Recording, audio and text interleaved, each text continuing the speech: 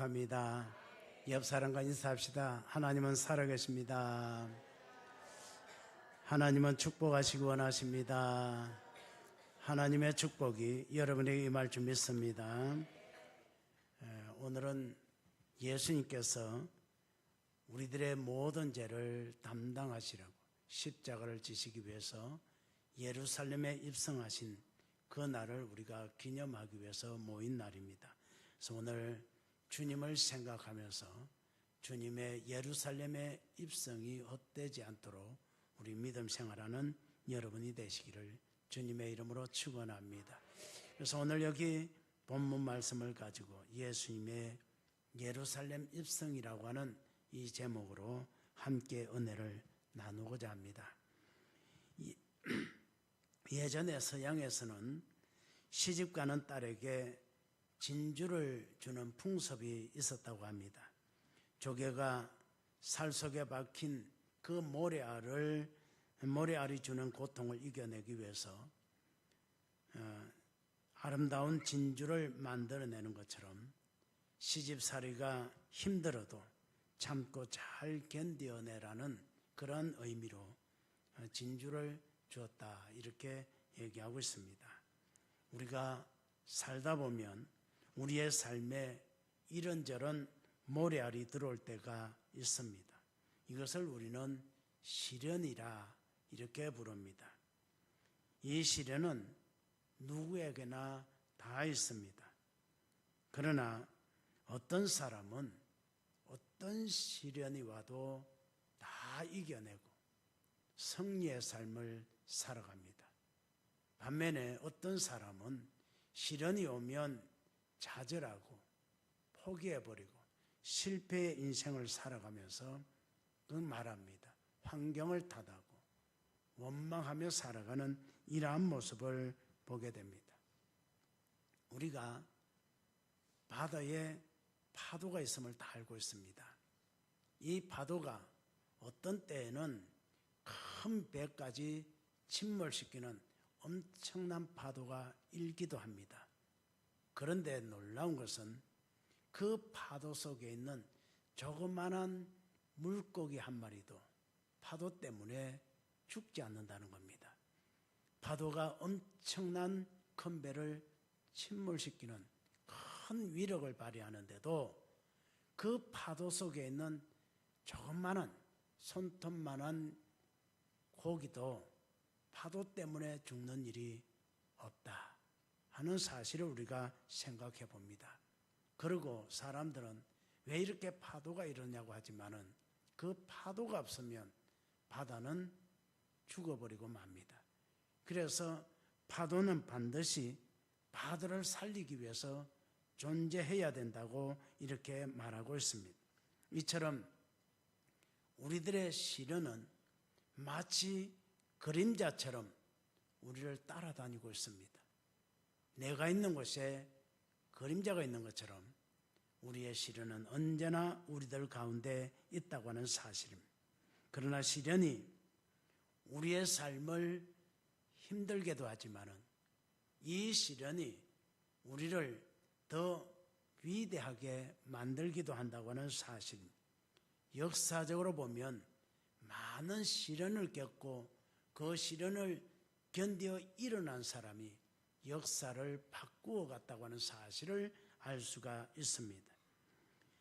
그러므로 우리는 어떤 시련이 와도 시련을 두려워하거나 피하려 하지 말고 시련을 이겨내시고 승리하는 여러분이 되시기를 주님의 이름으로 축원합니다.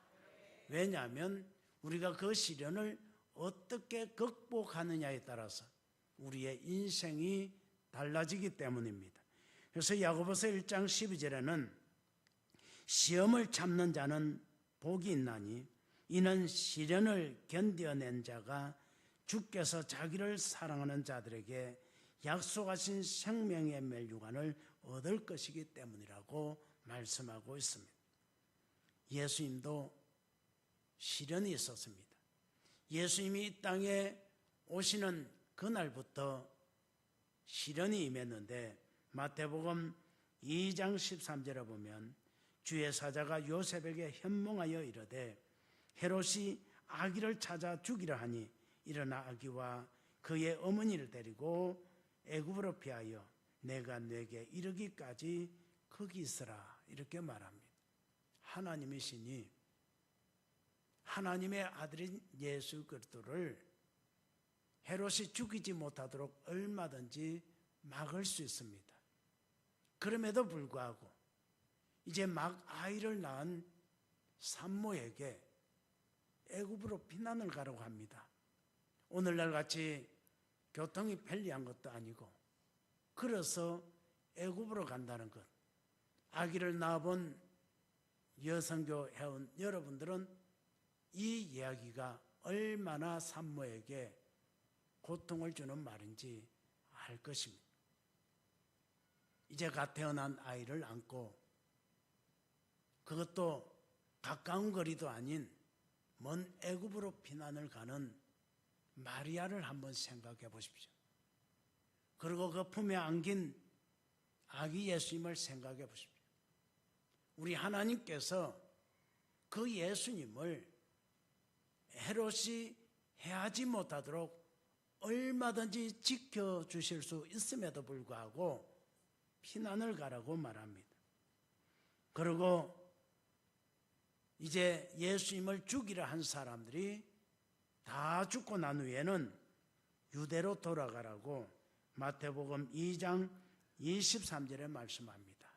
그런데 유대로 돌아오면 좀 더 평안한 곳에서 살게 하면 얼마나 좋겠습니까? 그런데 하나님은 나사렛이라는 동네에 가서 살라고 말합니다. 그 이유는 선지자로 하신 말씀에 나사렛 사람이라 칭하심을 이루게 하기 위함이라고 이렇게 말씀하고 있습니다. 하나님은 예수님이 사람들로부터 천시를 받는 나사렛이라는 동네에서 자라게 하셨다 그래요.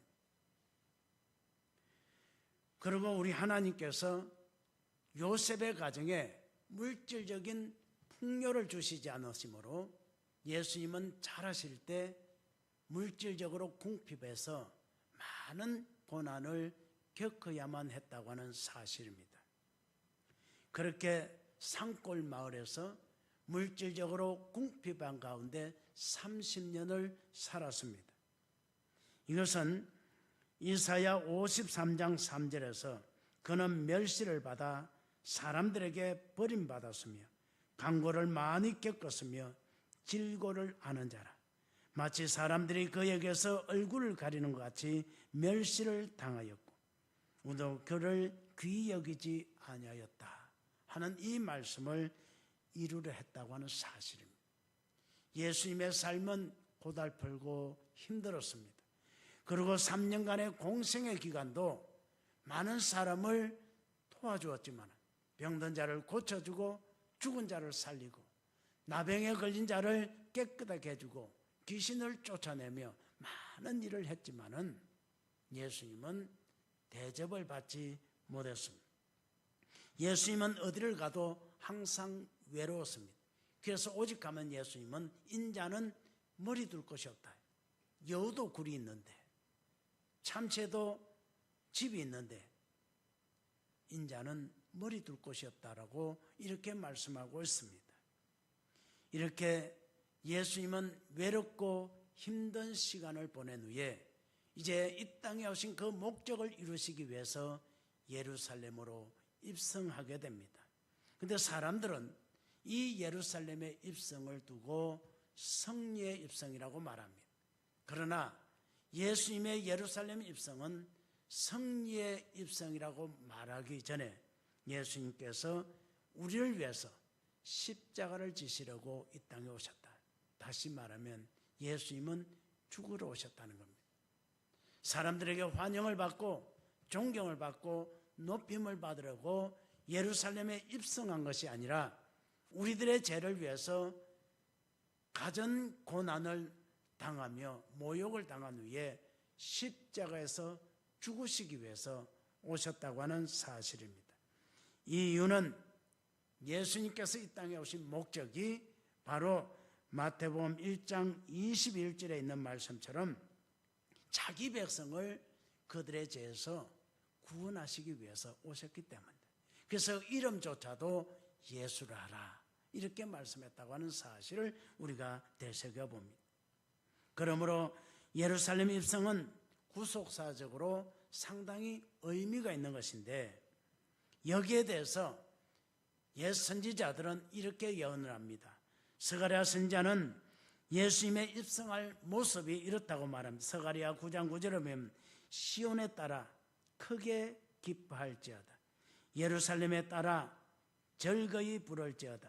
보라 내 왕이 내게 임하시나니 그는 공의로우시며 구원을 베푸시며 겸손하여서 나귀를 타시나니 나귀의 작은 곧 새끼라고 이렇게 말하고 있습니다.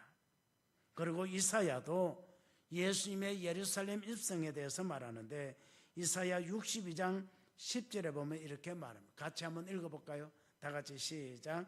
성문으로 나아가라 백성의 길을 닦아라. 큰 길을 수축하고 수축하라. 돌을 제하라. 만민을 위하여 기치를 들라. 아멘. 이 이사야 62장의 말씀으로 보면 승리의 입성으로 보입니다. 그러나 예수님은 온 인류의 죄를 대속하시기 위해서 죽으시러 입성했다고 하는 사실을 알 수가 있습니다. 그래서 성경은 예수님의 예루살렘 입성에 대해서 선지자들을 통해서 하신 말씀을 이루려 함이라 이렇게 말씀하고 있습니다. 이 말을 다른 말로 하면 우리 예수님은 하나님이 정하신 그 길을 가셨다는 거예요. 성경에서 말씀하신 것을 이루려 한다고 하는 이 말은 하나님이 예부터 정하신 그 길을 예수님은 가셨다. 하나님이 정하신 그 길을 가셨다는 겁니다.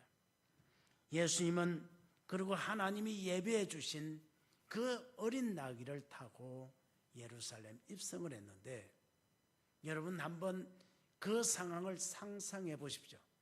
예수님은 지금 감난산을 넘어가기 위해서 나귀 새끼를 탔습니다.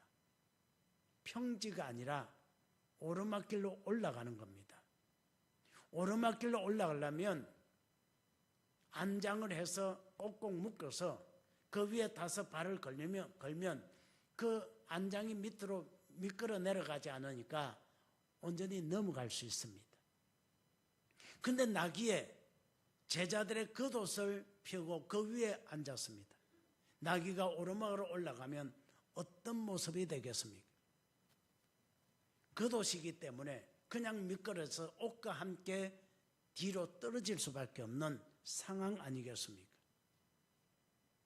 여러분 상상을 한번 해보십시오.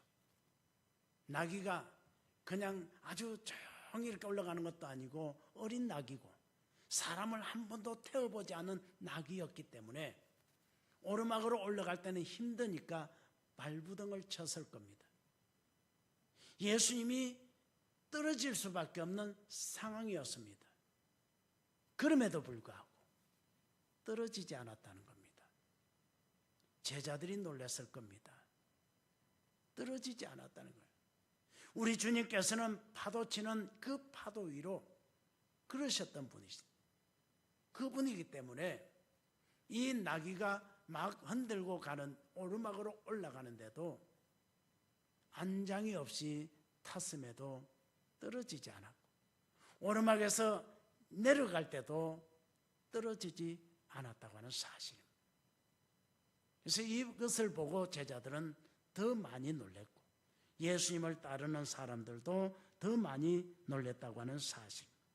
어쨌든 예수님은 이렇게 예루살렘 입성하기 위해서 갈람산 정상에 이르렀을 때 예레미야 선지자가 예루살렘을 바라보고 탄식했던 것처럼 예레미야 4장 14절에 있는 말씀, 예루살렘아 내 마음의 악을 씻어버리라. 그리하면 구원을 얻으리라. 내 악한 생각이 내 속에 얼마나 오래 머물겠느냐고 탄식했던 것처럼 예수님도 이 예루살렘을 바라보며 탄식했다고 마태복음 23장 37절로 39절에서 말하고 있습니다. 예루살렘아 예루살렘아 선지자들 죽이고 내게 파송한 자들을 돌로 치는 자여, 암탉이 그 새끼를 날개 아래 모음같이 내가 내 자녀를 모으려 한 일이 몇 번이더냐. 그러나 너희가 원하지 아니하였도다. 보라, 너희 집이 황폐하여 버려진 바 되리라. 내가 너희에게 이르노니 이제부터 너희는 찬송하리로다. 주의 이름으로 오시는 이여 할 때까지 나를 보지 못하리라고 말하고 있습니다. 이렇게 예수님이 탄식했음에도 불구하고 그 소리를 들었던 사람들조차도 예수님이 왜 예루살렘으로 입성하는지를 모르고 호산나를 외치며 주의 이름으로 오시는 이하고 찬송하는 이러한 모습을 봅니다. 그래서 이러한 예수님의 예루살렘 입성의 모습을 보고 그 상황을 마태나 마가나 누가나 요한 모두가 기록하고 있는데, 그런데 그 무리들의 외침에 대한 기록이 조금씩 차이가 있음을 보게 됩니다.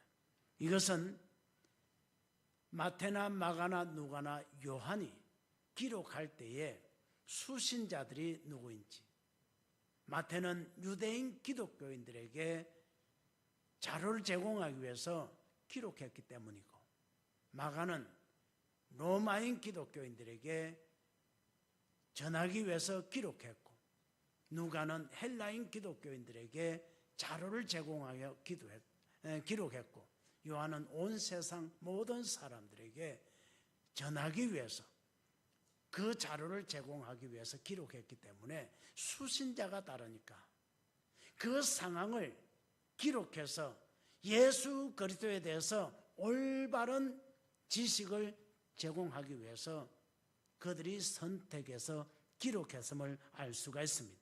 그래서 수신자가 다르기 때문에 기록한 내용이 좀 다른 겁니다. 예를 들면 우리가 이승만 대통령에 대해서 아니면 세종대왕에 대해서 가르치기 위해서 자료를 제공하는데, 유치원 아이들에게 전하기 위해서 만든 자료와 대학생들에게 알려주기 위해서 가르치기 위해서 기록한 자료는 분명히 다릅니다. 똑같은 사람에 대해서 말하는 거지만 그 수신자가 누구냐에 따라서 그 자료가 달라질 수밖에 없다는 거예요. 만약에 유치원 어린이들에게 가르칠 그 자료를 제공하는데 대학생들, 대학원생들이 박사과정에서 배우는 그 자료를 제공했다고 합시다. 아이들이 알아들을 수가 없는 것 아니겠습니까? 그래서 이 똑같은 상황을 보고 성령의 영감을 받아서 기록했지만은 수신자가 다르기 때문에 조금씩 다르게 기록했다고 하는 사실을 우리가 생각해야 됩니다. 그래서 오늘 우리는 이 본문을 통해서 마태가 예루살렘 입성 때에 사람들이 외쳤던 그 외침과 예수님의 예루살렘 입성에 대한 내용을 기록한 목적에 대해서 우리가 생각하면서 함께 은혜를 나누고자 합니다. 첫째로 어린 나귀를 타신 왕이시라 이렇게 말합니다. 5절에 보면 시온의 딸에게 이르기를 내 왕이 내게 임하나니 그는 겸손하여 나귀 곧 멍에 매는 짐승의 새끼를 탔다 라고 이렇게 말하고 있습니다. 이는 이사야 62장 11절에 있는 말씀을 인용한 겁니다. 같이 한번 읽어볼까요? 다 같이 시작. 여호와께서 땅끝까지 선포하시되 너희는 딸 시온에게 이르라. 보라, 내 구원이 이르렀느니라. 보라, 상급이 그에게 있고 보응이 그 앞에 있느니라. 아멘. 이 말씀과 스가랴 9장 9절의 말씀을 이렇게 같이 편집해서 했는데 자구적으로 정확하게 편집한 것이 아니라 신학적인 관심과 의미만 이렇게 편집해서 기록한 것이라 이렇게 생각하면 되겠습니다. 그래서 이 말씀을 보면 마치 개선 장군처럼 입성하는 것처럼 이렇게 보여지지만은 그러나 이것이 아니라 바로 마태는 평화의 왕, 우리에게 구원의 주로 오신다고 하는 사실을 말하려고 하고 있다 하는 사실을 알 수 있습니다. 예수님은 이 모든 이들이 기대하고 고대하던 그분이라는 거예요. 너희들이 고대하며 기다렸던 그분이 바로 이분이다 하는 사실을 말씀하기 위해서 이 말씀을 말하고 있습니다. 그리고 멍에 매는 짐승의 새끼는 평화와 고난을 상징하는 짐승으로 예수 그리스도의 십자가와 순환을 의미하고 있다 하는 얘기입니다. 왜냐하면 이것을 그 현장에서 직접 바로 기록한 것이 아니라 예수님이 십자가에서 죽으시고 부활하신 후, 그리고 많은 시간이 흐른 후에 자료를 제공해야 되겠다. 예수님의 제자들이 죽고 그의 제자들이 또 죽게 되니까 사람들이 예수님에 대해서 알고 싶은데 자료가 있어야 되지 않겠습니까? 그래서 그 자료를 제공하기 위해서 기록하기 시작했는데, 그것을 기록할 때에 바로 이 나귀에 대한 의미를 담아서 이것을 기록했다 하는 사실을 우리가 생각하면 되겠습니다. 그러므로 예수님은 당신의 고난을 통해서 사람들에게 하나님과 화평을 행하서 화평의 길을 열어주시려고 십자가에서 피 흘려 죽기 위해서 입성하셨다 하는 사실입니다. 그래서 로마서 3장 25절에 보면 이렇게 말합니다. 이 예수를 하나님이 그의 피로서 믿음으로 말미암는 화목제물로 세웠다는 거예요. 믿음으로 말미암는 화목제물, 이것이 중요합니다. 예수 그리스도께서 우리를 위해서 아무리 많은 피를 흘려도 우리가 그 사실을 믿지 않으면 아무 의미가 없다는 거예요.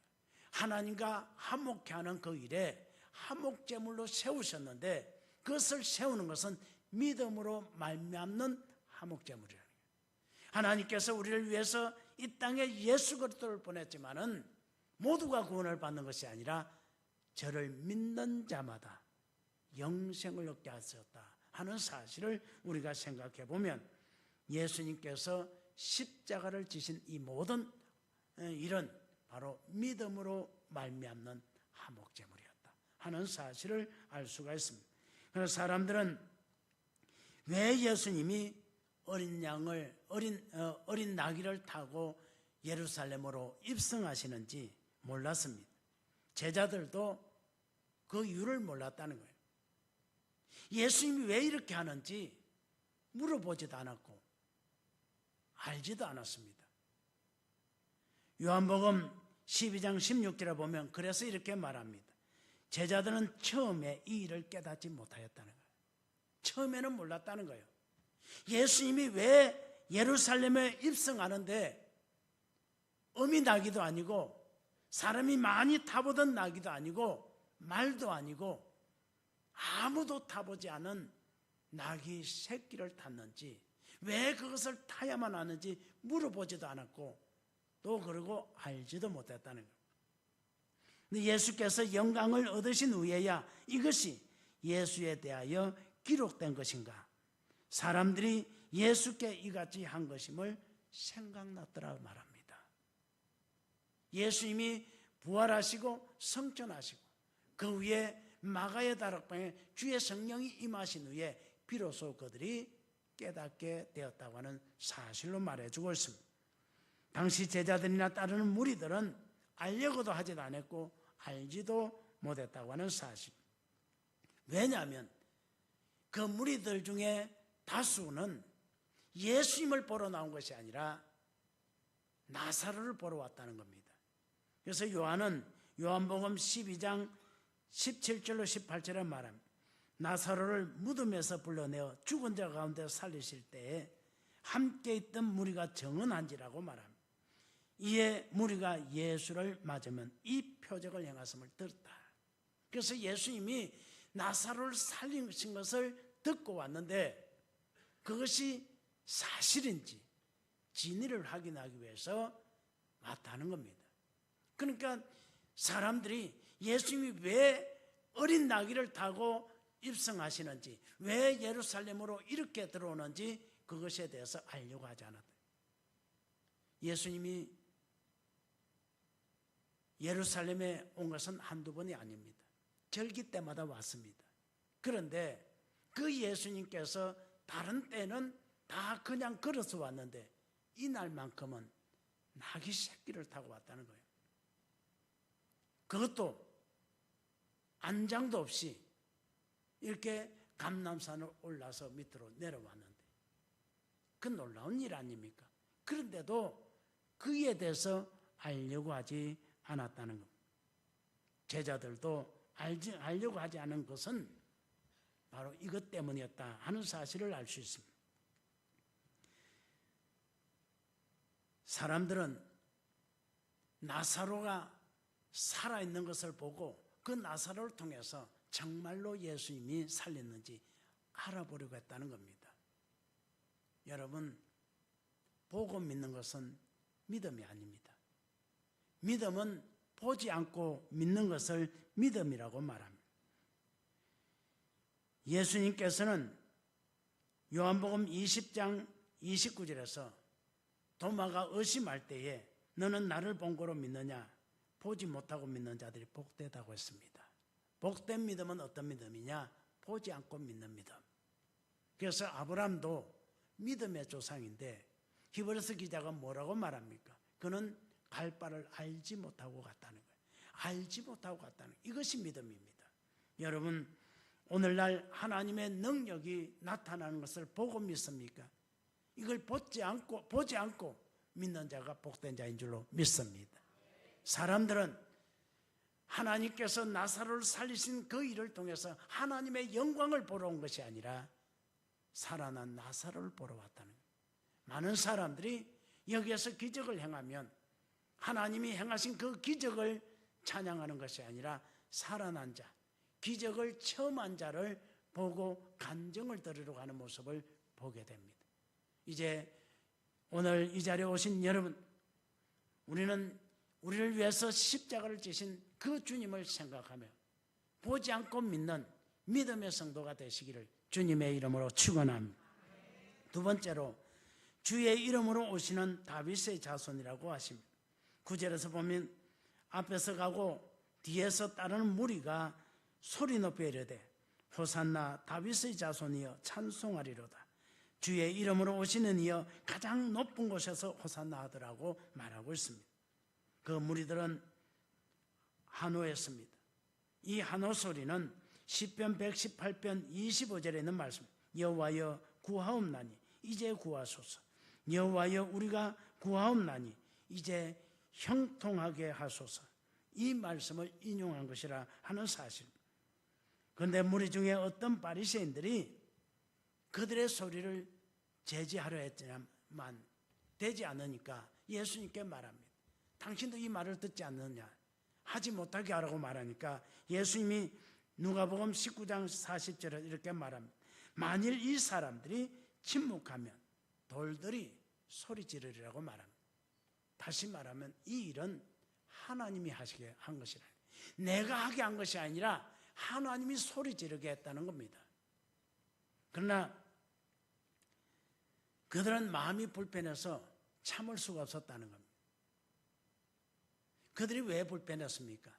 단순히 소리 지르는 것 때문이 아니라 호산나를 외쳤기 때문입니다. 부르짖음의 내용 때문이었다 그런 얘기입니다. 이 호산나라는 이 말 속에는 그 단어는 지금 구원하소서라는 말이지만은 메시아라는 얘기입니다. 당신이 메시아입니다. 당신이 그리스도입니다. 라고 하는 이 의미가 담겨 있기 때문에 그들이 이것을 외치지 못하게 했다는 겁니다. 그리고 다윗의 자손이여라는 것은 메시아가 당연히 해야 될 일이라는 거예요. 이 담당해야 될 왕으로서의 역할이기 때문에 그렇습니다. 그리고 주의 이름으로 오신 이여라는 메시아를 한호하는 것이고, 가장 높은 곳에서 호산나는 우리가 예수님이 이 땅에 왔을 때 천사들이 그 목자들에게 지극히 높은 곳에서는 하나님께 영광이라 찬양했던 그와 같은 모습입니다. 그러니까 사람들이 이렇게 외치는 것을 바리새인들은 못마땅했다는 거예요. 소리 지르는 것 때문이 아니라 그 내용 때문이었다. 그가 메시아라 하는 이러한 말을 그들은 듣기가 거북해서 예수님께 이 말을 하지 못하게 하라 했지만은 예수님은 말합니다. 아니다. 이것은 내가 하라고 한 것이 아니라 하나님이 하게 하셨다. 만약에 이들이 하지 않으면 하나님께서 돌들을 명하여서 그렇게 하라고 할 것이다. 돌들이 소리치게 할 것이라고 이렇게 말하고 있습니다. 그 다음에 마지막 세 번째로 나사렛에서 나온 선지자 예수라고 합니다. 11절에 보면 무리가 이르되 갈릴리 나사렛에서 나온 선지자 예수라 아니라 이렇게 말하고 있습니다. 당시 로마 제국의 기록에 의하면 예루살렘에 그 유월절을 지키기 위해서 온 무리가 약 250만이 되었다고 합니다. 250만이면 예루살렘이라는 조그마한 동네, 그 도시지만은 그 구 예루살렘은 아주 조그만합니다.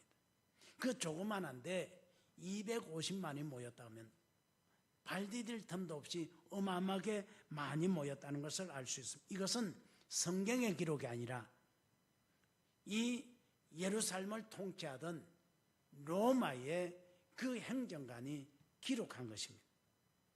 그리고 그때 군중들이 제기한 질문은 이는 누구뇨?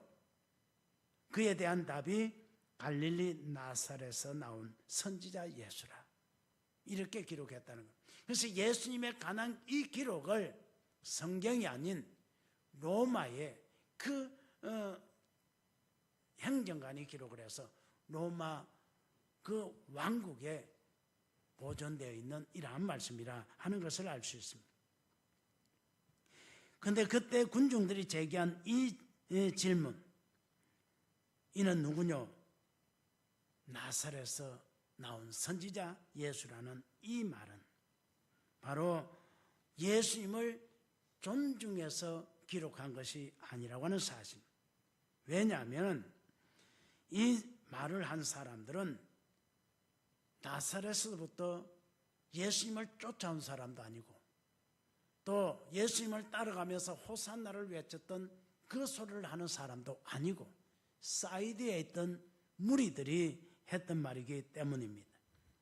그들은 예수님을 메시아로 인정하지 않는 사람들이었습니다. 그러니까 그들이 말하는 갈릴리에서 나온 선지자 예수라는 이 말은 예수님은 저들이 선지자라고 말하고 예수님은 저들이 메시아라고 말하지만 메시아가 아니다. 갈릴리 나사렛이라는 천박한 동네에서 나온 사람이라고 하는 비아냥거림이 담겨 있기 때문입니다. 그래서 이러한 그들의 외침은 전혀 그들의 답은 예수님을 존중하는 것이 아니었다. 그러나 마태가 이것을 기록한 것은 그들이 뭐라고 어떤 의미로 나사렛에서 나온 선지자 예수라고 했던 상관없이 마태는 예수님이 메시아이심을 예수님이 하나님께서 예정하시고 하나님께서 계획하신 대로 나사렛에 가서 살았고 나사렛에서 오신 분이라. 그는 사람들이 멸시하는 그 동네가 아니라 하나님이 정하신 그곳에서 예수님은 유년시를 보내고 30이 될 때까지 그곳에서 자라서 오신 분이다 하는 것을 말하기 위해서 이것을 기록했다고 하는 사실입니다. 그래서 앞에서 우리가 보았듯이 나사렛 사람이라 일컬음을 받게 하기 위해서 예수님을 애굽에서 와서 나사렛에서 살게 하셨다 이렇게 말씀하고 있습니다. 그리고 예수님은 애굽에 이스라엘 백성들이 애굽에서 종살이 할 때 그들을 구원할 자가 모세밖에 없었던 것처럼 오늘날 이 상황에서 그들을 구원할 자는 예수 그리스도밖에 없다 하는 사실을 말하기 위해서 마태는 기록했다고 하는 사실입니다. 그래서 신명기 18장 15절에 보면 내 하나님 여호와께서 너희 가운데 내 형제 중에서 너를 위하여 나와 같은 선지자 하나를 일으키시리니 너희는 그의 말을 들을지니라고 하신 그 말씀을 생각하며 그 선지자가 바로 예수다. 나사렛에서 나온 선지자라고 말하지만은 바로 모세가 말했던 그 선지자가 바로 이분이다. 이렇게 말씀하면서 호산나를 외친 것이 그저 멸시받는 자의 모습이 아니라 한영받는 자, 이스라엘을 구원할 자라고 하는 사실로 이제 말하면서 기록했다고 하는 사실을 알 수가 있습니다. 그래서 예언의 성취다 하는 의미로 기록했다는 겁니다. 그리고 요한복음 20장 31절에 보면 오직 이것을 기록하면 너희로 예수께서 하나님의 아들 그리스도이심을 믿게 하려 하며 또 너희로 믿고 그 이름을 힘입어 생명을 얻게 하려 함이라. 이것을 기록한 목적이 분명하다는 겁니다. 이처럼 하나님께서 우리들에게도 구원을 베푸시려고 고백하기를 원한다고 하는 사실입니다. 예수님은 때가 되어 예수님을 체포하러 오는 사람들을 피하지 않았습니다. 달아나지 않았습니다. 예수님은 스스로 가서 결박을 당하시고 우리를 위해서 십자가를 지셨습니다. 왜냐하면 그 길만이 우리를 구원하는 것이기 때문입니다. 마태복음 1장 21절에 있는 말씀처럼 예수님은 자기 백성을 구원하러 이 땅에 오셨기 때문에 그 길만이 구원하시는 길임을 알았기 때문에 십자가를 지셨다고 하는 사실을 알 수가 있습니다. 예수님은 우리를 구원하기 위해서 모진 십자가를 외면하지 않았습니다. 그러므로 우리들도 우리에게 주어진 십자가 외면하지 말고 주님이 주신 사명을 잘 감당하는 여러분이 되시기를 주님의 이름으로 축원합니다. 오늘 말씀을 정리합니다. 예수님은 우리들의 죄를 대속하시려고 예루살렘에 입성했습니다. 그러나 사람들은 육적인 삶을 해결해 주실 분으로 생각하고 호산나를 외쳤습니다. 자신들의 문제를 해결해 주는 분이 되어달라는 겁니다. 그러나 이제 우리들은 예수님이 왜 입성을 했는지 그 의미를 알기 때문에 그런 마음은 접으시고 오직 주님이 주신 사명을 감당하는 여러분이 되시기를 주님의 이름으로 축원합니다. 예수님은 어린 나귀를 타신 왕이라고 외쳤습니다. 주의 이름으로 오시는 다윗의 자손이라고 그들은 외쳤습니다. 나사렛에서 나온 선지자 예수라. 이렇게 말한 이 모든 고백 속에는 우리의 문제를 해결해 주십시오 라고 이렇게 외쳤지만은 마태는 기록합니다. 이 모든 것은 하나님이 정하신 길이고 우리를 구원하기 위한 길이라 말씀하고 있습니다. 우리를 위해서 십자가를 지신 주님의 그 십자가가 헛되지 않도록 주님 앞에 헌신하는 여러분 되시기를 주님의 이름으로 축원합니다. 기도할